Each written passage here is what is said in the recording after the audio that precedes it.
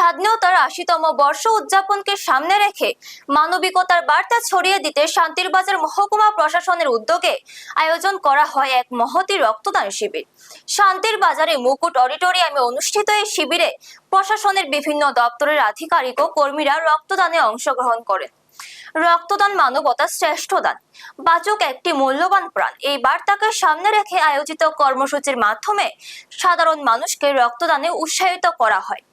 শান্তিরবাজার মহকুমার শাসক তরুণ কান্তি সরকারের আহ্বানে মহকুমার বিভিন্ন দপ্তরের আধিকারিকরা এই মহতী উদ্যোগে এগিয়ে আসেন।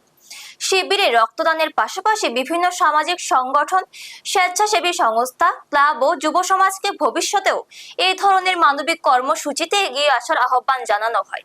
স্বাধীনতা দিবসের আবহে দেশপ্রেমের পাশাপাশি মানবিকতার দৃষ্টান্ত স্থাপন করতেই এই উদ্যোগ বলে প্রশাসনের পক্ষ থেকে জানানো হয়। মহকুমা প্রশাসনের এই সামাজিক ও মানবিক উদ্যোগকে সাধুবাদ জানিয়েছেন স্থানীয়রা।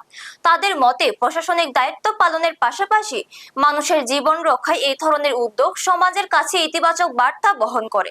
আগামী দিনেও প্রশাসনের পক্ষ থেকে আরো জনকল্যাণমূলক ও মানবিক কর্মসূচি গ্রহণ করা হবে বলে এমনটাই প্রত্যাশা শান্তিরবাজারবাসী। ব্যুরো রিপোর্ট, নিউজ তৎকাল 24।